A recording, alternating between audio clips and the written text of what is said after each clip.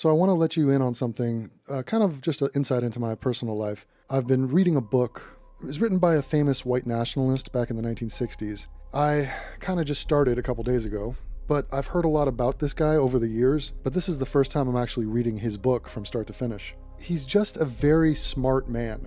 A very, very, very smart man. And basically, his words in the 60s is actually what's going on today. Still, he understands how powerful the Aryan can be. He used that word a lot. He understood how powerful we are. But we have to unite. We have to be together. We have to stand strong. Because there's always going to be obstacles. There's always going to be things thrown at us that they're going to try to weaken us.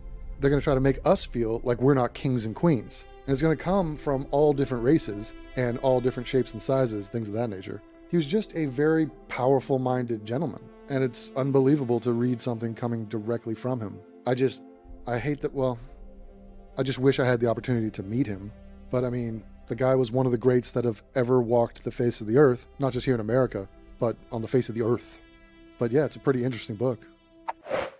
Okay, so I don't know how many of you have caught on that you're not hearing the words coming from Devin Tracy, but maybe that didn't dawn on you. What were you thinking? What were you feeling as I was talking? Do you think the thoughts I just put out are legitimate? Or do you think they're problematic in a little way? Well, I was just echoing the thoughts of an incredibly famous and wealthy black man in America today, LeBron James. LeBron James just said that exact thing in reverse, talking about Malcolm X, the radical, the black nationalist, the Nation of Islam hate group member, the criminal, Malcolm X, the racist, Malcolm X. Taylor, you want to follow up? Yeah. So you're holding the autobiography of Malcolm X along with Alex Haley. I don't know how far you are into the book, but what's your biggest takeaway so far? I kind of just started a couple days ago, but I've read and a lot of notes over the years. This is my first time actually reading this from start to finish. But just a very, very smart man, very, very, very smart man, and basically. His words in the 60s and what was going on is actually what's going on today still. Him understanding how powerful the Negro can be. He used that word a lot. How powerful we are, but we have to unite and we have to be together. We have to stand strong because there's always going to be obstacles. There's always going to be things that's going to be thrown at us where they try to weaken us. They try to make us feel like we're not kings and queens. And it's going to come from all, different races and different shapes and sizes and things of that nature.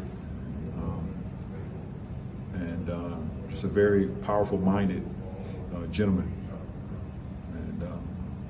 And it's unbelievable to kind of read something that's coming directly from him. Just hate.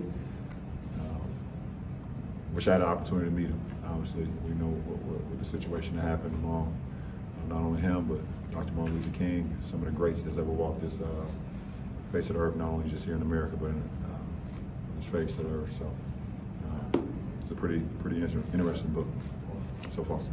And isn't it astonishing that a man with the profile of a LeBron James, with the luxurious life, the unbelievable good fortune that this guy has, and he's going to use that to spread that message. Magic Johnson didn't do this. Michael Jordan didn't do this. LeBron James is doing this. He's caught up in the moment. He's going full racist. It's incredible. It truly is incredible.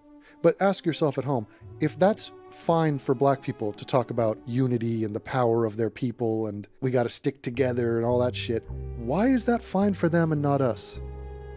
And then go deeper, is that a good message at all? Two very valid and intriguing questions. Let me know what you think in the comments. I'm interested to hear.